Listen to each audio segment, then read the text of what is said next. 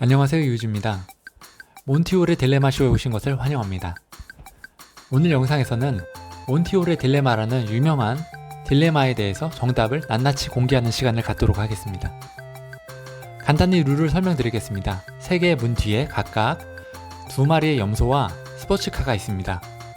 참가자는 3개의 문 중에서 1개를 고른 후에 고른 문에서 스포츠카가 나오면 상품으로 가져갈 수 있게 됩니다. 만약 고른 문에서 염소가 나오면 꽝이겠죠. 그런데 여기서 트릭이 하나 있습니다. 당신이 먼저 문을 고르고 정답을 공개하기 전 사회자가 염소가 있는 문을, 즉 꽝의 문을 먼저 하나 오픈을 해줍니다. 그리고 나서 당신에게 이렇게 묻습니다. 정답을 바꾸시겠습니까? 이럴 때 참가자는 정답을 바꾸는 것이 유리할까요? 아니면 어차피 이제 남은 것은 2개의 문이기 때문에 그대로 두는 것이 유리할까요? 바꾸나 안 바꾸나 똑같을까요? 이 질문에 대해서 여러 사람들이 옥신각신을 해왔고, 그래서 몬티올의 딜레마라는 이름이 붙게 되었습니다. 옛날에는 수학자들 사이에서도 의견이 분분했다고 하네요. 자, 이것을 이해하려고 하면 머리가 아프니까 우리는 복잡하게 생각하지 말고 그냥 프로그램으로 한번 테스트를 해봅시다. 참가자의 숫자를 엄청나게 늘려서 한쪽으로 수렴하게 된다면 그 정답을 믿는 것이죠. 간단하지 않습니까? 자, 그러면 참가자의 숫자를 10명부터 시작을 해보겠습니다. 10명을 입력을 하겠습니다.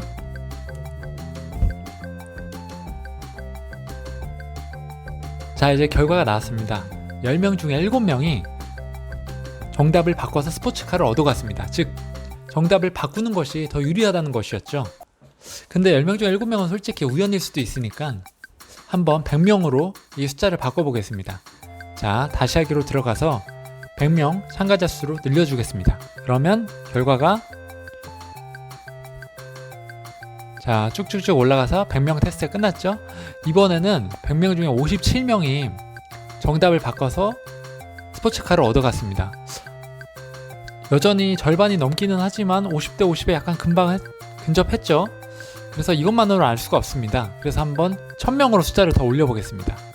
1000명으로 숫자를 올려보겠습니다. 이렇게 해서 스타트 해주면 쭉쭉쭉쭉쭉 올라가서 자, 100명, 200명, 300명, 400명, 500명, 600명, 700명, 800명, 900명, 1000명. 아, 1000명까지 왔으니까 이번에는 68.3%, 1000명 중에서 683명이 정답을 바꿔서 스포츠카를 당첨해갔습니다.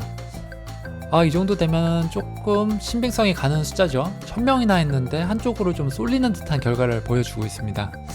그래도 여기까지도 이제 우연이라고 생각을 할 수 있으니까 10,000명 정도로 올리면 이쯤 되면은 이제 반박을 하기가 사실 쉽지는 않습니다. 10,000명이나 되는 사람들이 똑같은 결정을 했는데 어느 한쪽으로 결과가 나온다는 것은 이거는 이제 우리가 그냥 믿고 따라야 되는 부분이 더 커지는 것이죠. 한번 테스트를 해보겠습니다.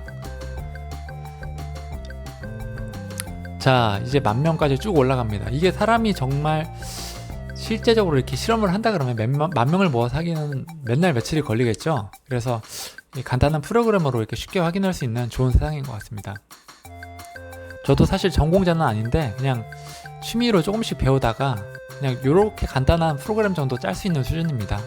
여러분도 혹시 관심이 있으시면 파이썬 같은 거는 그냥 취미로 배워도 괜찮은 것 같아요. 그냥 게임하듯이 소일거리도 되고요. 취미로 자기가 궁금한 것들도 짜볼 수도 있고, 저는 참고로 주식 프로그램들도 이런 걸로 짜서 해보고 있는데 상당히 도움이 많이 되고 있습니다. 자, 이제 말씀드리는 순간 100명이 됐죠.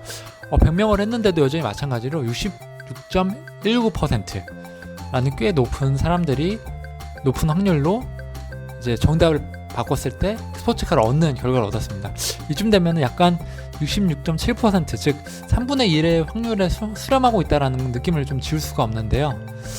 이 정도 되면은 이제 뭐 반반이라고 주장하는 사람은 사실 거의 없겠죠. 실제 결과가 이렇게 10,000명이나 했을 때 나오니까요.